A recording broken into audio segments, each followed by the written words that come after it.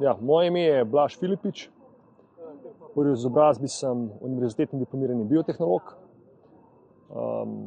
Danes na tem dogodku sem sodeloval kot nekdo, ki je pomagal pri organizaciji in moram reči, da sem zelo vesel, da je bil dober odziv strani ljudi, da so se množično udeležili tega dogodka, kajti namen tega dogodka je bil v prvi meri to, da ljudje lahko slišijo tiste trdne znanstvene argumente oziroma drugo mnenje, ki ga sicer v medijih zelo, zelo redko slišimo oziroma ga ne slišimo, celo pogosto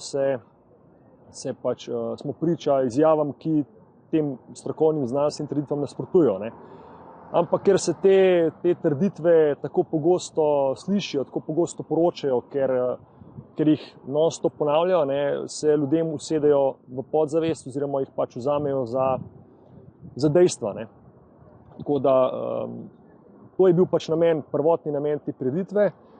Sicer pa moram reči, da z Renato, s katero sva se na začetku povezala, da to zadevo speljeva, sva zastavila zadeve in vsaj osebno sam nimam izkušenj s takim organiziranjem, tako da je bilo res veliko, premisleka, veliko napora, veliko angažmaja, kako zadevo narediti, da bo kvalitetna, da bo taka, da ne bo nihče mogel temu očitati, da ni na takem nivoju, kot je treba za te stvari. Namreč velikokrat slišimo, ne, da ko so kakršnekoli shodi oziroma taki odprti dogodki, ki jih je kar nekaj v tej korona krizi, da so nekredibilni, da se zbirajo ljudje, ki so brezdelneži, ki so neki fanatiki in tako naprej, da govorijo ljudje na pamet, da kar nekaj v 3 dni govorijo, ne. Tako da želeli smo, da je to drugače, da je zadeva taka, da nihče, kot sem prej rekel, nihče ne bo mogel tega očitati. Namreč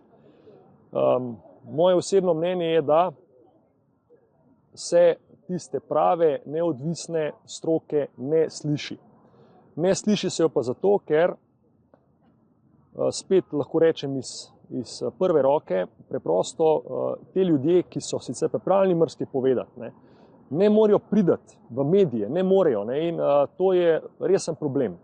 Zato, ker po drugi strani imamo pa ljudi, ki jih je večina, ki v teh stvareh nimajo tistega znanja in ki so izpostavljeni takim in drugačnim informacijam, nekaterim lažnim, nekaterim prenapihnjenim, nekaterim polresnicam in tudi kakšnim dejstvom, in potem ljudje so zmedeni in ne vejo, kaj bi, in na koncu se zanašajo samo na neko vero, na zaupanje in seveda, ker je sistem močen, ker je sistem postavljen, se preveč ljudi potem, oziroma veliko ljudi zanaša nanj. S tem, da ta sistem vemo iz prakse, da ni tisti, ki prevzema odgovornosti za te ljudi, in ljudje, ko temu sistemu pogosto slepo zaupajo, se, ko naletijo na probleme, znajdejo potem sami.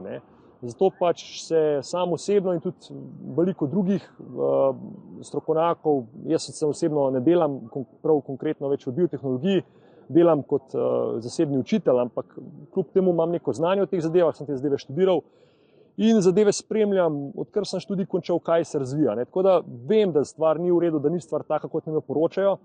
In moram reči, da sem spoznal v tem času že res veliko ljudi in vse več jih spoznavam, ki so iz različnih področij strokovnjaki, bodisi pravo, medicina, biologija, karkoli in so enakega mnenja. Se pravi, da nekaj ni v redu. In to mislim, da je prav, da se vsi, ki stvari razumemo, ki lahko raziščemo sami, da se javno izpostavimo in da pomagamo ljudem, ki nimajo teh možnosti, da stvari bolj sami presejo, kaj je res, kaj ni res in tako naprej, da jim pomagamo tudi do teh informacij, ker ljudje se bodo, če bodo imeli informacije, lahko odločali sami.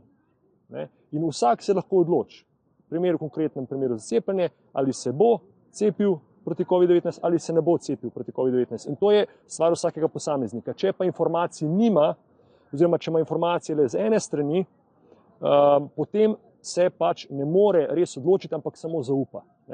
In to je tisto, za kar se sam osebno prizadevam, da se ljudem da te informacije, da se jih ne prepričujem, pa da se jim da informacije, da se lahko sami odločijo. Tako da sicer pa moram reči tudi to, da opažam neko zadevo, ki pač se dogaja precej pogosto, da ljudje še vedno mislijo, da bo kar vse v redu. Čez čas bo kar vse v redu. Ne? Da bodo stvari se same razrešile, da bo nekdo prišel, da jih bo rešil, da se jih ne tiče in tako naprej. In to je narobe. Ne? Ljudje so pasivni, ljudje ne iščejo informacij, ljudje niti se ne da pridati nekam, podpreti zadev. Ne? Ljudje se bojijo izpostavljanja, ne? Veliko jih poznam v medicinskih vrstah, v pravnih vrstah, v drugih vrstah, ki pač se držijo nazaj. Ne? Pripravljeni so anonimno določene zadeve pač narediti, ampak se ne izpostaviti. Ne? Rad bi pa tem ljudem sporočil to, ne? Da, kolikor ne bomo se aktivirali, izpostavili, pustili vse to kalkuliranje za sabo, nas bo sistem povozil. In zagotovo tiste stvari, ki se te ljudje bojijo zgubiti, bomo verjetno zgubili.